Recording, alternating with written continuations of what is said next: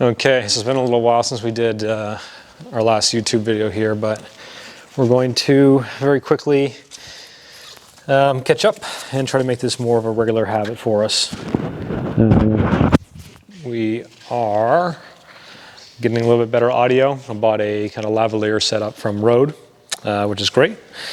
So we'll see how that sounds. Hopefully that is an improvement over what we had last.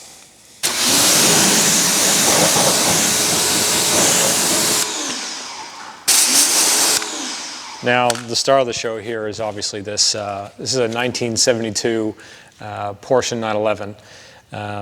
This car is phenomenal, and I'll show you around later, but like literally taken completely apart, put on a rotisserie, and restored bottom up. Every nut and bolt on this car was sent out to a gunsmith, and they actually re-anodized it.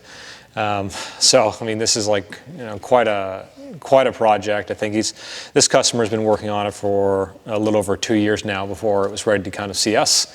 I guess before we get into it, so far we removed a small dent from this fender here, and a very shallow one from the hood. We had some paintless dent repair done this morning.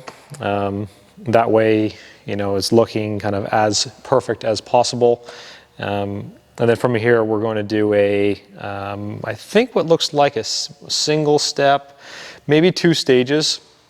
And the idea is not flawless. The idea is to bring this up to as good as possible without compromising the clear coat. So it's more of a restoration detail type of deal rather than for utter perfection.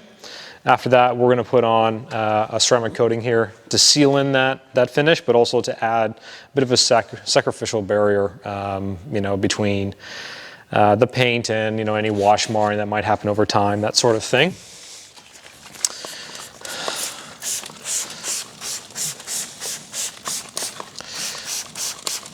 For those that are interested, I'll talk about the products I'm using while I do it as well.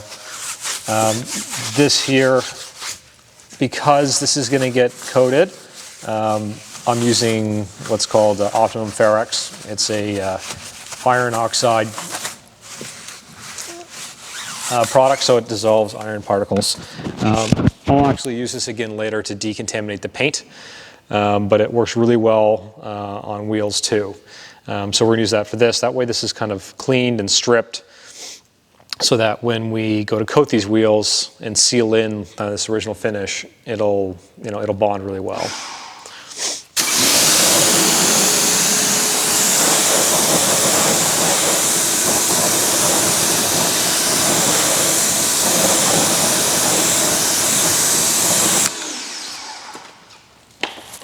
You probably noticed I'm not going into the wheel wells here. That's intentional. The wheels have been removed and they are very clean.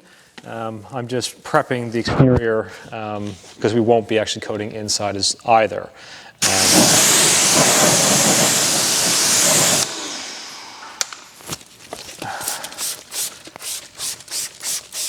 Yeah, with Ferrex, you never really want to use it dry, or if the surface is hot. You know, so this car's been inside for a few days here. Actually had it over the weekend.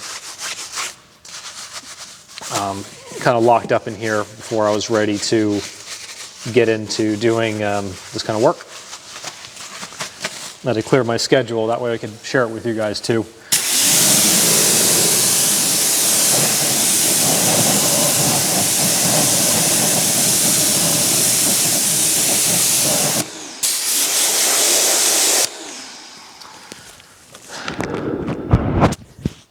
You may also notice that I'm using a fairly large brush.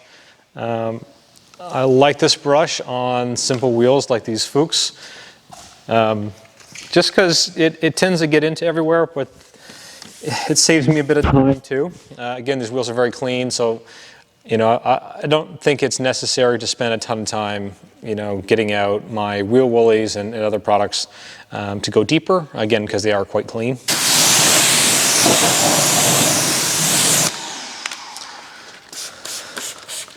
So we will keep it simple and just give this guy a nice result.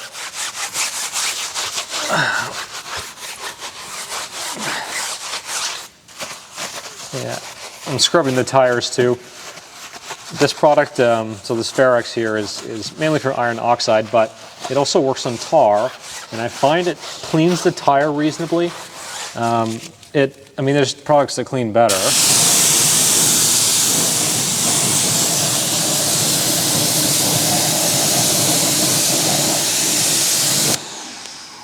For instance, I really like P&S products. It's called Brake Buster, and that's probably my favorite wheel cleaner. That one really does a good job of cleaning the tires. So you'll see that coming to the store, shortly. We're just kind of working on our distributor to get that to us.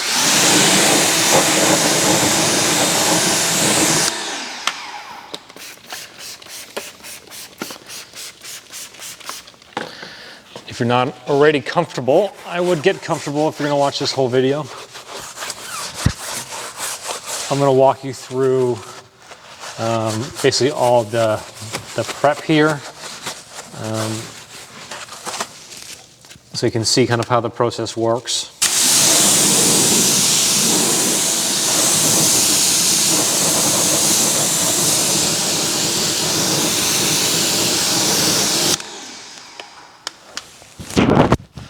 And we may do things a little bit differently than some.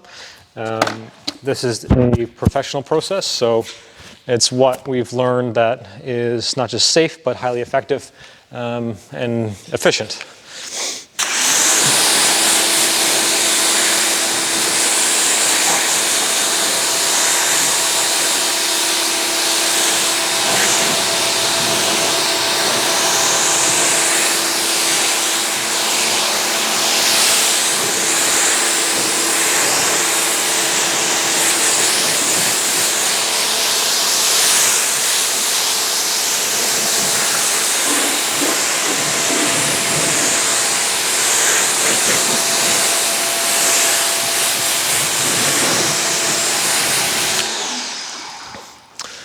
I don't know if you can see it in the video, but this paint's beading quite a bit.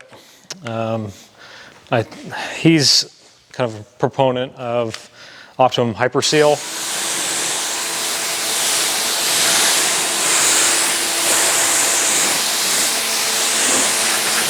I know he uses this product as well on his a Chalk GT3.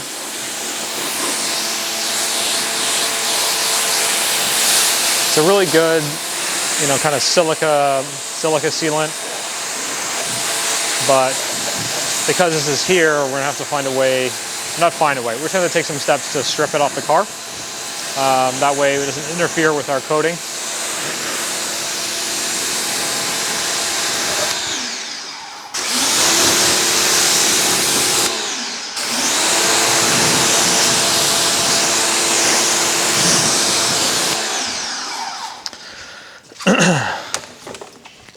I hope you could hear me over the pressure washer. Oh yeah, this is our new bucket setup. In here I have some Optimum Power Wash soap. We'll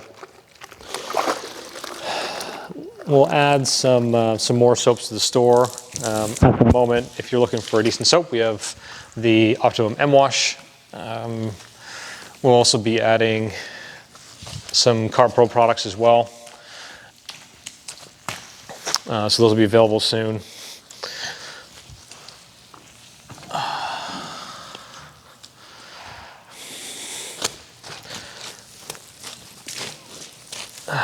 As you'll see, this is not very sudsy, and for this type of process, I actually prefer it. This is not something we have in the store right now. I don't expect we'll have too much demand for it. Again, because it doesn't show, it doesn't have that much sud to it. I mean, you don't see it on the car at all. Now, I mean, it's, as an enthusiast, it's just not as pretty, but suds aren't necessarily an indication of lubricity.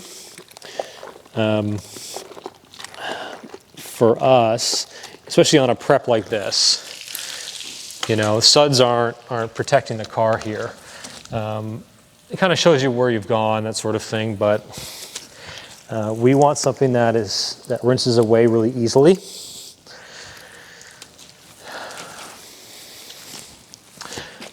So having a ton of sud actually makes our process a little bit more difficult. And there's just more soap to kind of make sure we get out of cracks and crevices, and you know, it just adds a layer of work for us.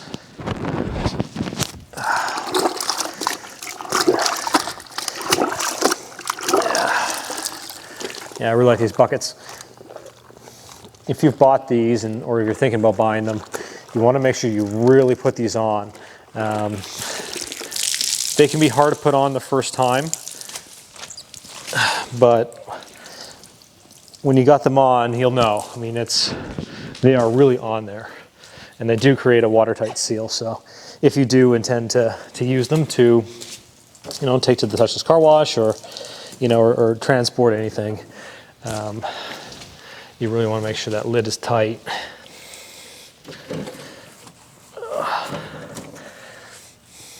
Just while we're chatting here, a lot has been going on, obviously with COVID, and you know, we've had to make some very serious changes. Obviously, we're still in our shop, which may change. We may find a different space. Kind of treating this as an opportunity to,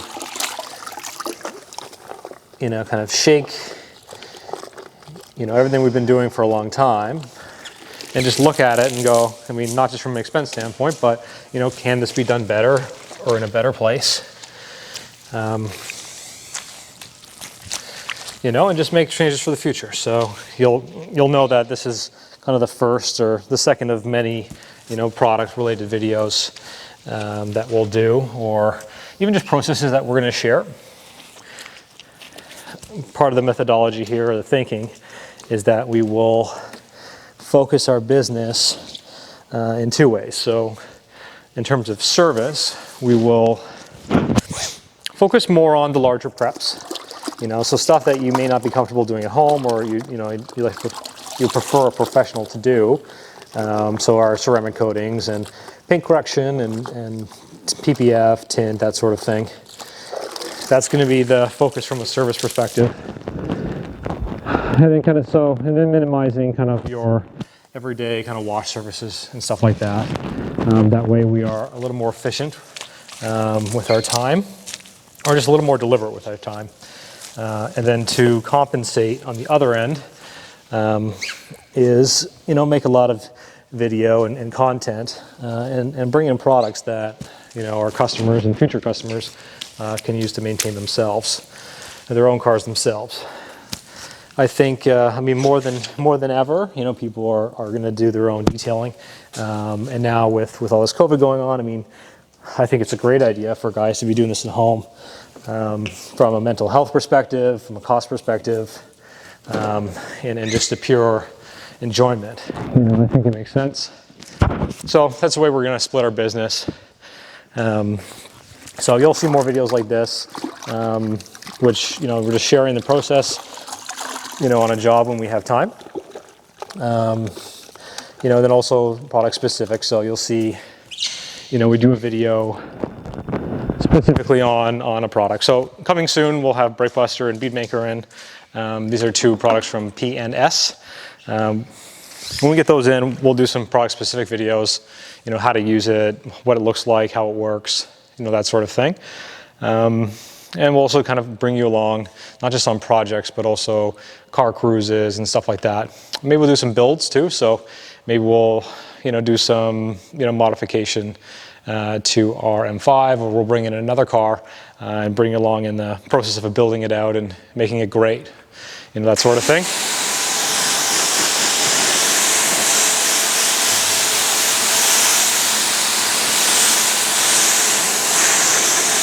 Yeah, again, you can see that this Optimum car wash soap, I mean, I really do like it for preps, because there's very little soap, or sud, sorry, to blow out all these nooks and crannies here. Just makes my life a little bit easier, but it may not necessarily be what you're looking for you know, if you're watching at home. It's not very sexy, that's for sure. But in either way, we'll be bringing in, you know, more detailing product. You know, particularly that foams nicely. This product doesn't really foam that nicely, and that's intentional. You know, we're just using it to help us prep. Yeah, paint's still beating, so we're gonna have to do a bit of work here to make sure we remove that silica sealant, or what appears to be a silica sealant, so that doesn't mess up our coating here.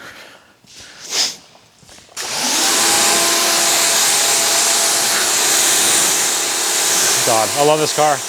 They're so cool. I mean, I think it's a 4-speed manual, you know, 2.4 liter 6-cylinder, like a flat 6. You know, it's just, you know, it's just so analog. You know, that it just feels special, you know.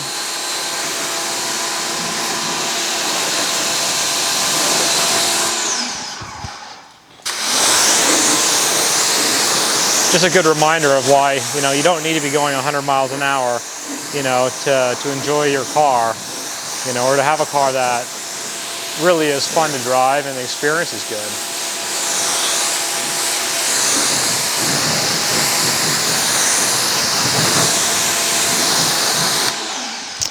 Okay, so we're clean, and now we got to do our decon. Again, some of this paint is, I think, is fresh, and others or other parts will be original. So, well, anyways, hopefully there's no surprises here, but we should decontaminate either way. That way there's no iron particles that get caught up in the polishing step and create, you know, additional micromarring or anything like that. And part of that is I'm going to do it with Ferrex, and that will actually, you know, kind of hopefully strip some of that wax or sealant.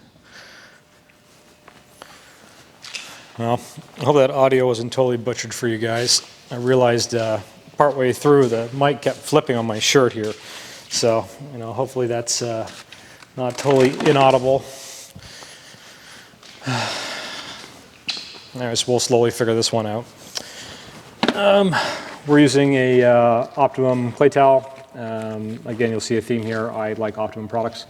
They seem to work excellent and very safe, obviously.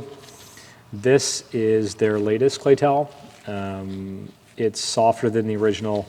If you can see, it's got a bit of a grid pattern to it. So actually, I find it pulls and plucks more of that iron particle out of the paint a little bit better, and it also holds a bit more sud.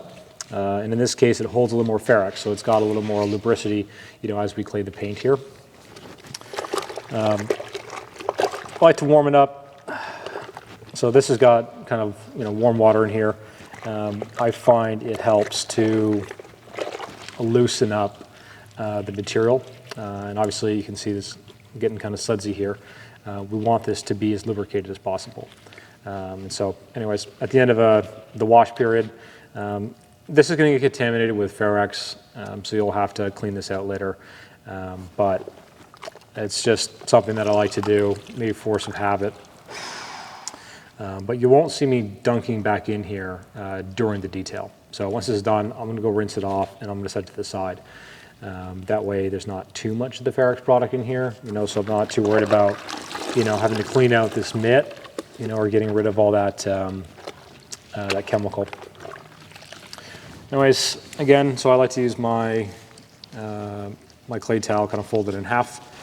That way I've got a nice swath, so I'm getting good coverage. And also, by folding it in half, we got, oh man, this mic keeps flipping out. I have to adjust this. Sorry about this, guys. Maybe that'll work better.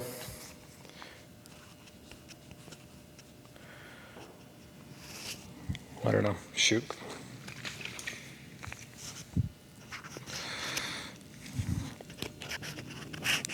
I've got a lavalier that'll plug into this eventually, but for today, we'll just get this working. You know, hopefully that's good enough that it doesn't bug you when you're watching this video.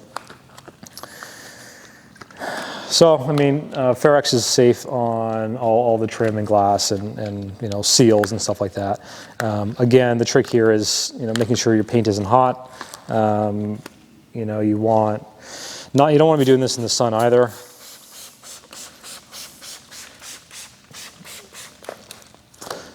I like to be pretty liberal with this product. Yeah, and then again, kind of straight motions is what you want to get the clay out without putting in circular marks. And this isn't about creating swirl marks. This is just, if you do put any marks in it, they'll be straight. And if it's straight, it's easier to remove. Oh yeah, a little bit of contamination down there. Yeah, they're just easier to remove than if you had made circular scratch marks or marring the paint. Okay, yeah, you can feel that now. The cowl here and the hood are definitely repainted, or sorry, original. And the fender appears to be repainted. It's just so much smoother.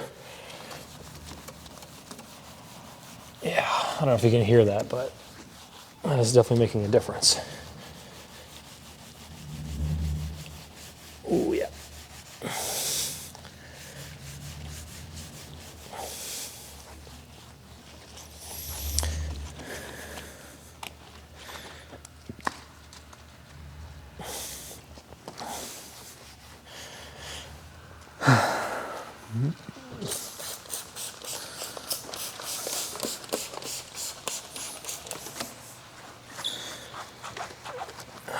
This will definitely be one of our longer videos.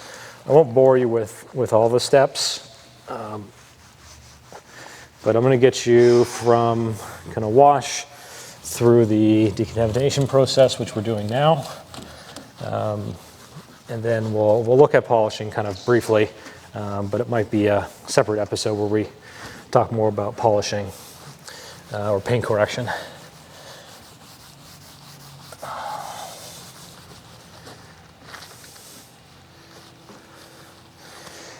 What else can I tell you? We're making a bit of a push in terms of, so this is the service side again of the business. So, you know, both for dealerships. Over the last few years, we've been focusing mainly on our retail clients, just because it's just a good experience. You know, I like, you know, working with people that are kind of keeping the car. I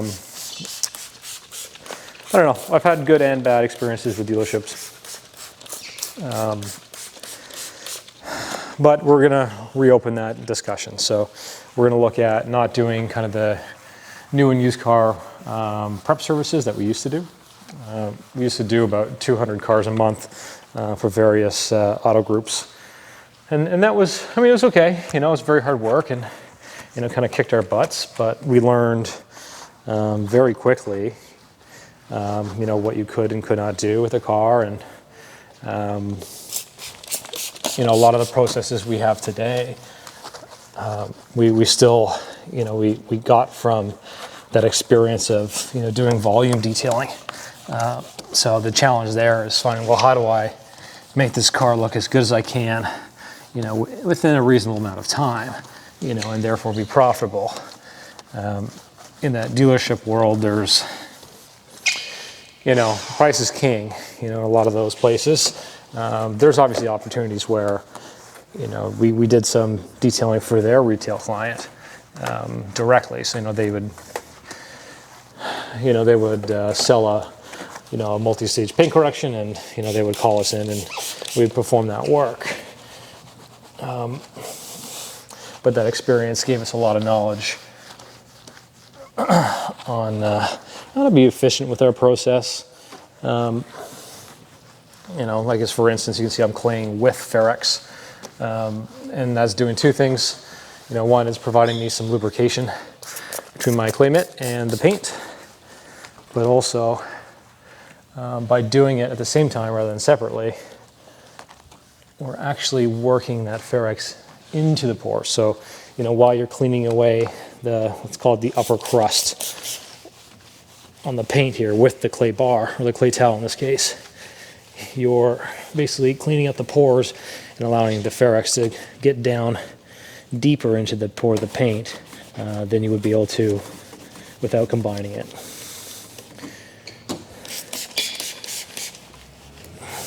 It's just one of the the tricks we've learned and added to our process over time. What was I saying? The dealerships, right? So we're going to engage on two levels. So one, the plan here is to get dealerships to, I guess, offer the service for one, and so many are. So we'll have to find a way to show them why working with our company specifically is of a higher value, even if it is for a similar type of service. And we'll do that through kind of like pickups and maybe some trailering, that sort of thing. And I'm planning to do that for both for boats and automotive.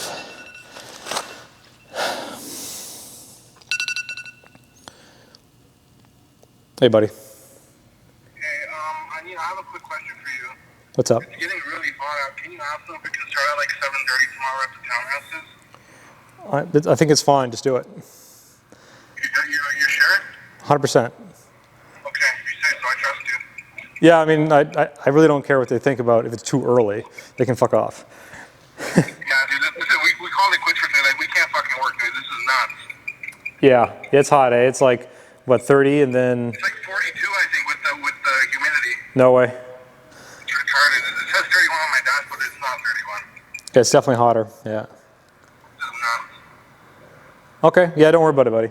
It's all good. Okay, sounds good. We're gonna try and go do those bushes once it, like around 4, once it cools down a bit if we can. I don't know, we'll see. All right, man. Yeah, sounds good. My guy was about to fucking have heat stroke. Like his stomach started turning and shit. It was brutal, man. Holy fuck. My Yeah. guy turned super red. Like we couldn't keep. We tried, but we couldn't keep going. It was nuts. Yeah, no worries, man. It's all good. There's like no landscapers out. I can barely see anybody out right now. It's brutal. Yeah, everybody's having a siesta. Go have a beer or something, Literally. Okay, have a good one. All right, later, buddy. Okay, bye. Yeah, so we'll do it from two sides of the dealership. One, we'll work with the dealership directly to provide them with that service. And then we're also going to create a program to work with salespeople directly. So we'll provide them with an opportunity to make some commission for referring us for coatings or tint and PPF. I'm actively developing what that looks like in terms of, like, in its practical application. Like, how do we, attract salespepeople to, kind of introduce them to our process, or to the program. Communicating. I probably did this already here. Communicate with them, what the value is to them, for referring our service. And the only way this really works is that there's still a subset of the population that will prefer to go to an independent shop like ours. Generally speaking, and this doesn't mean all dealerships, but I mean in the environment that they have, the results may vary, let's say. Whereas for us, the result is the reason why the vehicle's there. So there's a bit of benefit to the customer to go to a independent. And we also specialize in these products, right? We're not, hammered with, deadlines for deliveries and stuff like that. So what my point is, I'm not trying to say that there's anything wrong with dealership detailers. I just know that there's an issue with the process there, because they have time constraints that we don't necessarily have. Anyway, so that's why that would work without stepping on the toes of the dealership.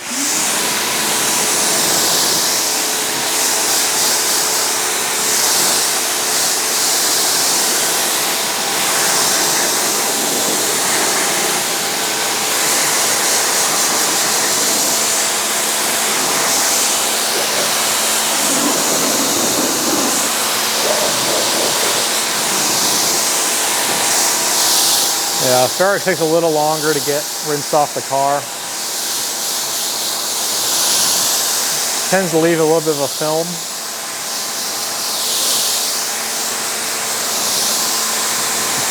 And not one that'll, you know, impede the bond of your coating, because you're gonna be polishing after this anyways, but just one that you'll notice. You know, if we were doing a standard decontamination on this car, you know, I would hand wash the paintwork again, and that's just to remove any kind of leftover surfactants from that product.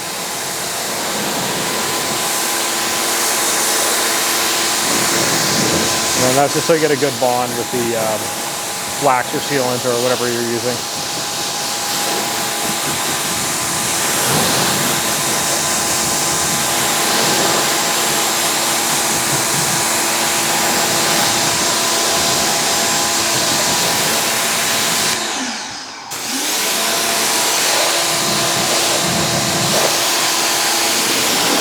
So that being said, I mean, if you're interested in, or if you work for a dealership, you know, particularly if you're working with people who are particular about their vehicles, you know, so they're, you know, a high percentage of them are gonna spend some money on protecting their car, or you know that that's a priority to them, you know, reach out, you know, send us an email or you know, message us through Instagram or Facebook or YouTube, wherever you're seeing this. We're happy to chat with you. You know, there's a commission program that, you know, will be in place, and that so anything the customer comes in for, you know, you'll benefit from. Part of this process is going to be learning a bit of, you know, it's kind of a higher level of knowledge than the average salesperson may have. That way you can not sell, but inform the client more so. I find kind of the more you know, and the more that you can share with somebody, you know, the more that they can kind of see and understand the value of what you're offering. And because of that, generally speaking, you'll find people will spend more money with you, you know, or in the case of doing, you know, more protection. Because again, they value the information more, and the expertise. So I mean, I see it across the board in any business. I mean, the more expertise, the more knowledge you bring to the table, generally speaking, you know, you're rewarded with, you know, larger purchases, you know, happier customers. And at the end of the day, what we really want to do, I mean, obviously we want to make money, but, you know, the idea here is the more informed my client is, the less issues they're going to have going forward, you know, so their expectations are in line with what you're providing them with. And if they have clear expectations of what the product may or may not do, what your service may or may not do, then you have a much better chance of, you know, a customer who, you know, will not just be delighted, but then refer their friends, and just have a good experience in general.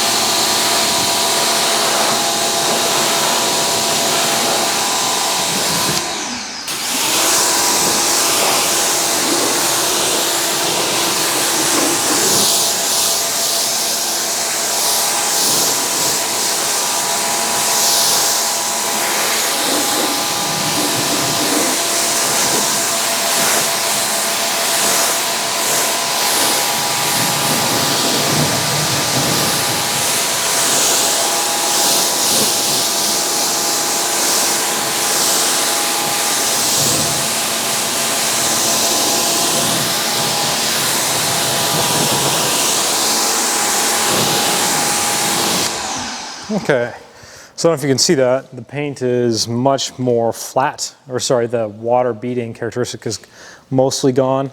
For our purposes today, this will be sufficient.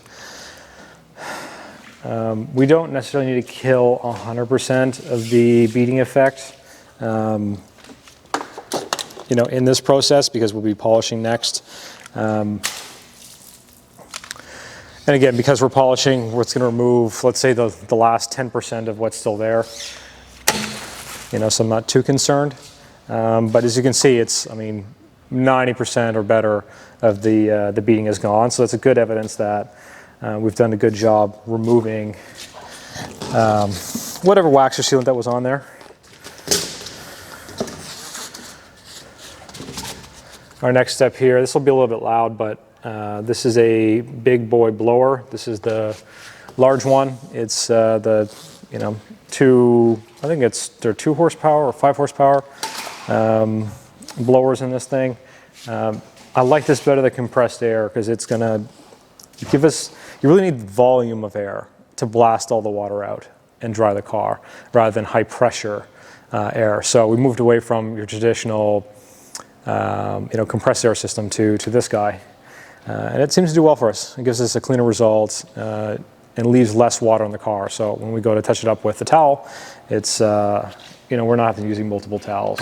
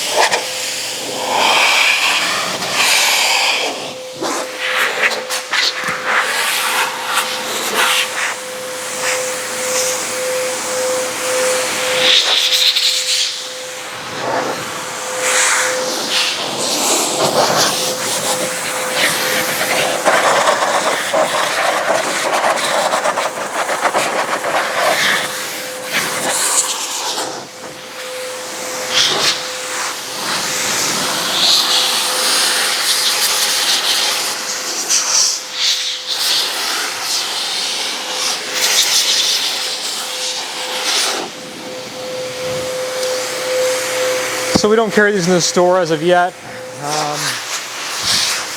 We probably will at some point. I'm gonna make a few phone calls here and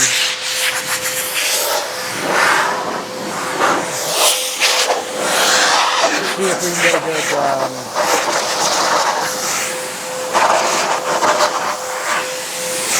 just find a good distributor so we can get this at a reasonable price.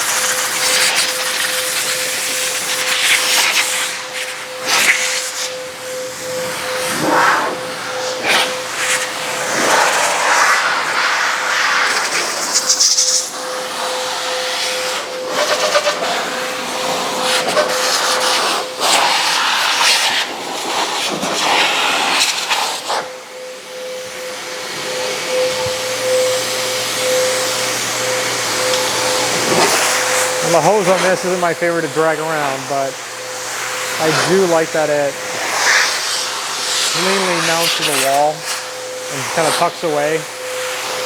So if it's at home or in a shop environment, it just looks really clean.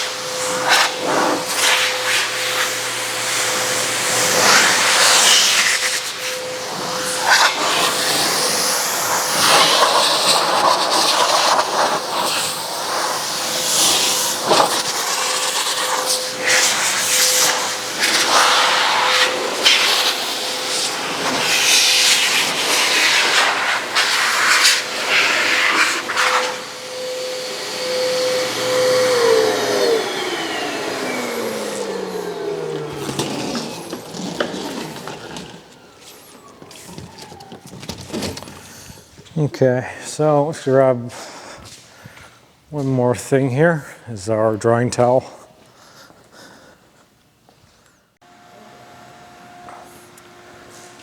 All right, I guess this is the last part of the drying phase here. My personal favorite right now is these. This is a rag company. We call this Platinum Pluffle. I think this is the 20-inch by 40-inch towel.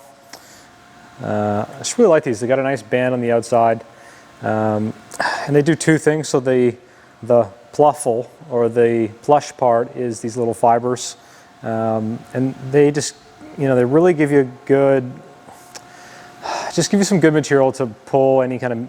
Say we missed a couple spots here, it gives somewhere for dirt to go, so it pulls it up and away from the paint. So that plushness, or that longer fiber, gives you a bit of, you know, added safety.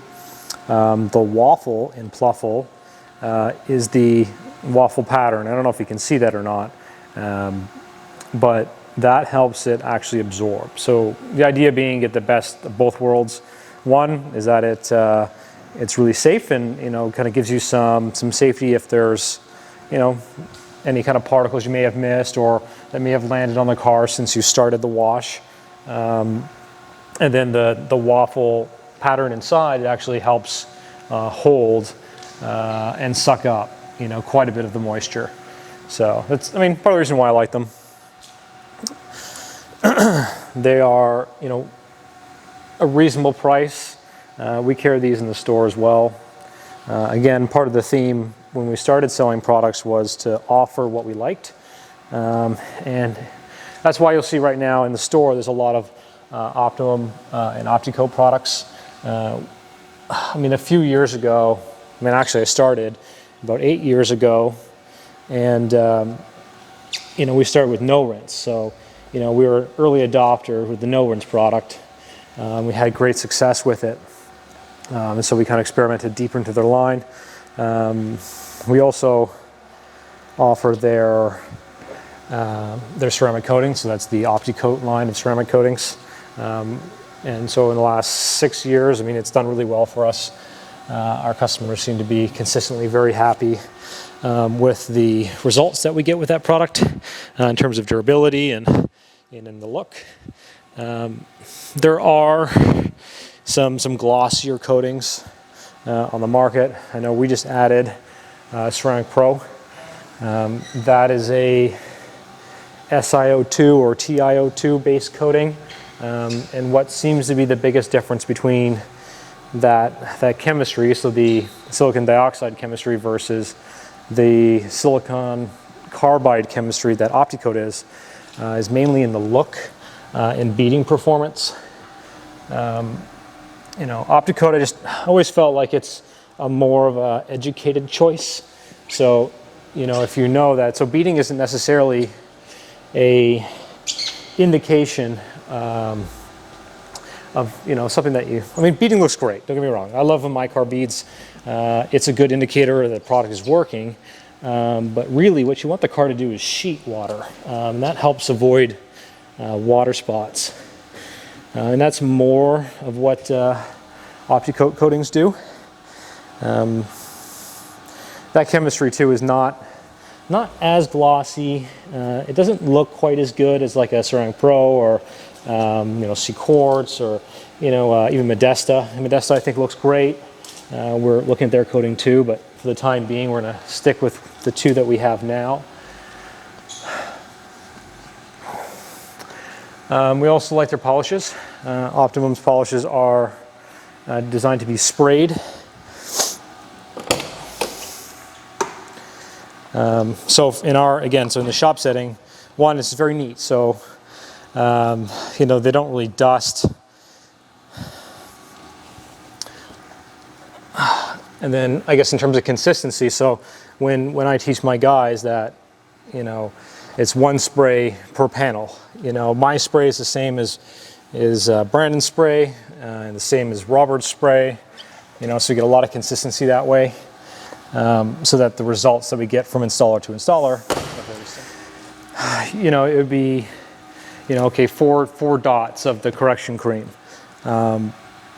you know, and so you do your 4 dots, but your 4 dots might be dime sized, whereas my 4 dots are loony sized. So in terms of controlling the process, it just gives us more control.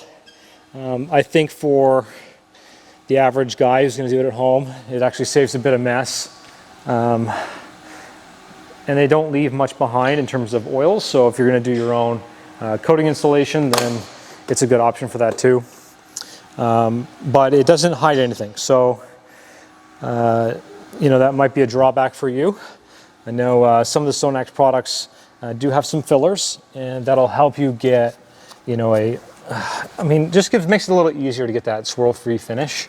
Whereas the Opticoat line, or the Optimum line of polishes, sorry, they're not as forgiving in that sense. So, you know, what you see is what you get. It doesn't hide anything, which for us is good, because we can see when the paint is actually been corrected, and we don't have to do, you know,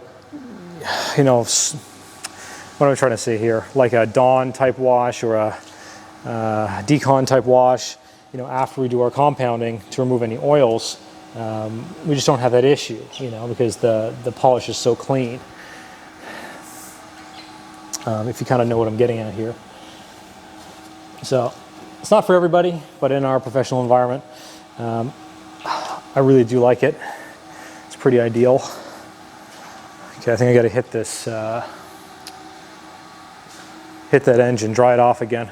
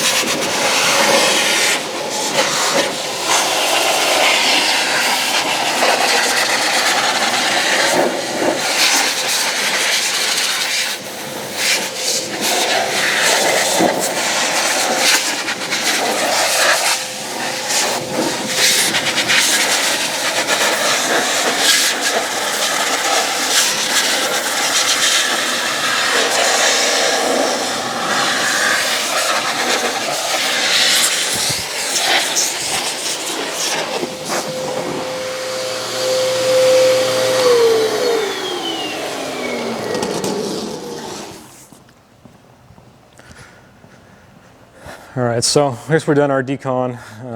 We're nice and dry now. What we're gonna do here, I'm just kind of capturing this because I want you to hear this car. It sounds so good. So it has the old mechanical fuel injection, you know, so it has a bit of a kind of a lumpy idle, and it just, I don't know. I mean, I'm a young guy. I'm 31 years old, you know, so to hear me talk about, you know, cars of this age must be a little bit strange because they're not of my era. But I did have a 1967 Porsche 924.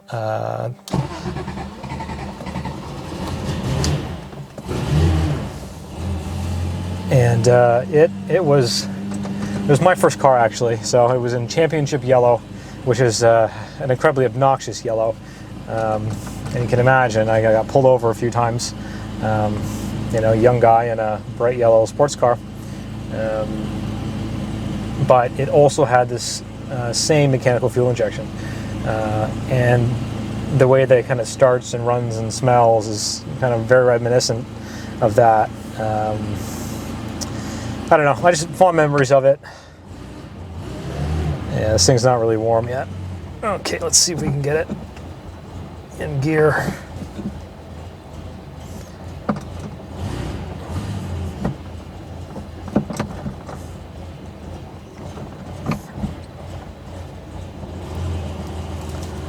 Okay. Yeah, these cars are, as you can kind of hear, a little sensitive when their engine's cold. This, of course, being an air-cooled car. It takes a little bit longer to warm up, but once they do, they're pretty sweet. That was kind of the same experience as my 924. Obviously, it's got the manual rack and pinion steering, which, in my opinion, adds to the experience. That's interesting. Okay, I found an area where some wax hiding, some imperfection here. Or is that some overspray? Anyways, I got to look into this car, but before we kind of wrap up here, I just want to show you around the car itself and kind of share some of its condition. This owner, I mean, like I was saying, has spent a ton of time and resources making this car what it is today. And it's, I mean, truly was a nut and bolt restoration, you know. So just give you an idea, I mean, look at that hardware. I mean, that's just beautiful. And that's the original hardware. Same with the drums back here, sorry, the discs, the disc hats, they are totally refinished as well. If you look underneath the engine here, everything has been sandblasted and powder coated, ceramic coated. That's the ceramic paint, so it's the heat treated stuff. So it just looks so good. I mean, every single, like, can you even tell? Like, do you see any nut or bolt that's out of place? You know, it's all just looks so good. You know, it has these kind of more rare insignias on here. Again, the engine. This is why I decided to, you know, obviously dry it all off. You know, this mesh here is very thin, but yeah, look how beautifully restored this engine bay is. So good. You know, the entire frame, you know, is stripped and you know, re-undercoated and painted. I know this. I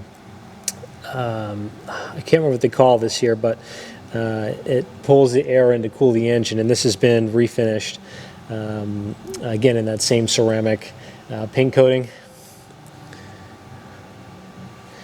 Just phenomenal. Like, the level of detail, you know, is spectacular.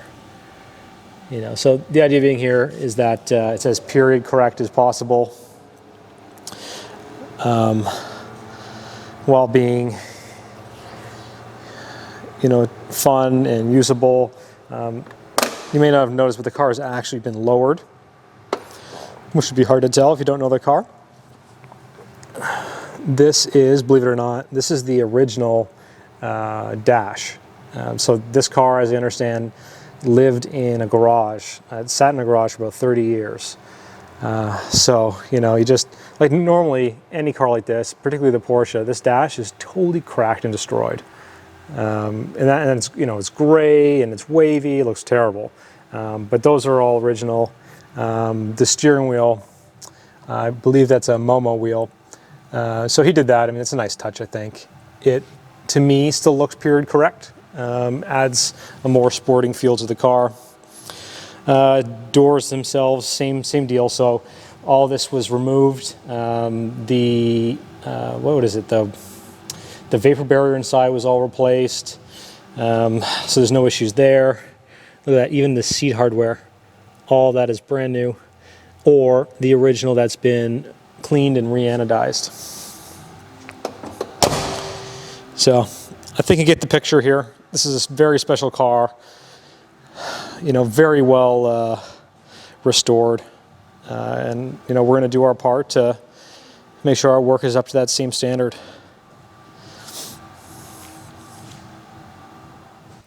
All right, guys, that's it for me today. Hope you enjoyed this video on our 72911 that's in for coating. Let me know your thoughts, you know, things to change, things to improve. You know, let us know what you want to see. I'd like to share more of what we're doing on the day-to-day in terms of processes. I want to do you know, product videos, demos, maybe some technique stuff that we can share with you as well. And then obviously share some of the awesome cars that you know, we're so fortunate to work on. But for now, you know, thanks for joining us, and hope to see you again soon.